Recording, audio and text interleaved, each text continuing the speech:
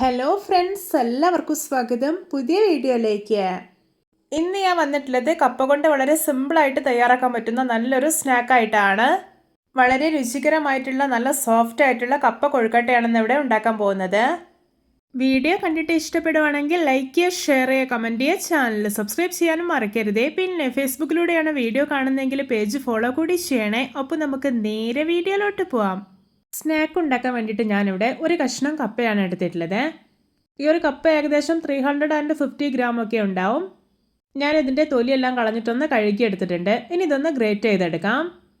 ഇപ്പോൾ ഇത് നല്ല പെർഫെക്റ്റ് ആയി തന്നെ ഗ്രേറ്റ് ചെയ്തെടുത്തിട്ടുണ്ട്. ഇനി ഇത് നന്നായിട്ടൊന്ന് പിഴിഞ്ഞെടുക്കണം. ഇതിലൊട്ടും വെള്ളത്തിൻ്റെ അംശമൊന്നും ഉണ്ടാകാൻ പാടില്ല. നല്ല ബലം കൊടുത്തിട്ട് തന്നെ പിഴിഞ്ഞെടുത്തോളൂ.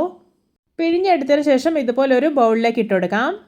ഇപ്പോൾ ഇതാ ഗ്രേറ്റ് ചെയ്ത് എടുത്തിട്ടുള്ള കപ്പ മുഴുവനായിട്ടും ഞാനിതാ നല്ല പെർഫെക്റ്റ് ആയി തന്നെ പിഴിഞ്ഞെടുത്തിട്ടുണ്ട്. ഇതിലൊട്ടും വെള്ളത്തിൻ്റെ അംശമൊന്നുമില്ല.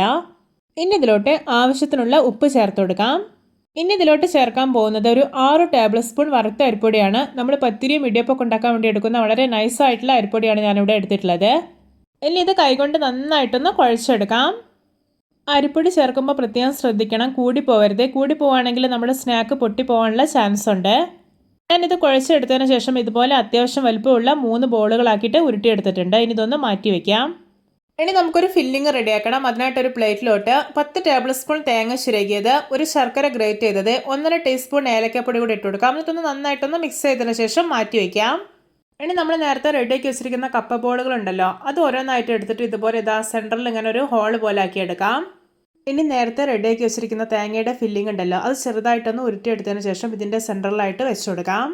എന്നിട്ട് ഈ ഫില്ലിംഗ് ഒന്നും പുറത്തേക്ക് വരാത്ത രീതിയിൽ ഇതുപോലെ ഒന്ന് കവർ ചെയ്തെടുക്കാം. ശേഷം ഒന്ന് ഉരുട്ടിയെടുക്കാം. അപ്പോൾ ഇത്രയേ ഉള്ളൂ. ഇതുപോലെ 3 ചെയ്തെടുത്തിട്ടുണ്ട്. ഇനി നമുക്കിത് സ്റ്റീം ചെയ്തെടുക്കാം. അതിനായിട്ടൊരു സ്റ്റീമറിൽ വെള്ളം ഒഴിച്ച് തിളപ്പിച്ചെടുത്തിട്ടുണ്ട്. ഇതിലേക്ക് ഒരു തട്ട് വെച്ച് കൊടുക്കാം. ശേഷം നമ്മൾ റെഡിയാക്കി വെച്ചിരിക്കുന്ന കപ്പ ബോളുകളുണ്ടല്ലോ, അത് ഇതിലേക്ക് വെച്ച് കൊടുക്കാം. ഇനി ഇത് അടയ്ക്കാം. എന്നിട്ട് 20 മിനിറ്റ് ഹൈ ഫ്ലെയിമിൽ ഇട്ടിട്ടാണ് സ്റ്റീം ചെയ്തെടുക്കേണ്ടത്. ഇപ്പോൾ ഇത് 20 മിനിറ്റ് ആയിട്ടുണ്ട്. തുറന്നു നോക്കുകയാണ്. ഇത് നമ്മുടെ രുചികരമായിട്ടുള്ള കപ്പ കൊഴുക്കട്ട റെഡി. നോക്കിയാൽ നല്ല പെർഫെക്റ്റ് ആയി തന്നെ കുക്കായി കിട്ടിയിട്ടുണ്ട്. ഇത് കാണാൻ തന്നെ എന്തൊരു ഭംഗിയാണല്ലേ. കാണുന്ന പോലെ തന്നെയാണ് കേട്ടോ. കഴിക്കാനും സൂപ്പർ ടേസ്റ്റിയാണ്. നല്ല നാടൻ രുചിയിലുള്ള ഒരു പലഹാരമാണിത്. നിങ്ങൾക്ക് എന്തായാലും ഇത് ഇഷ്ടപ്പെടും.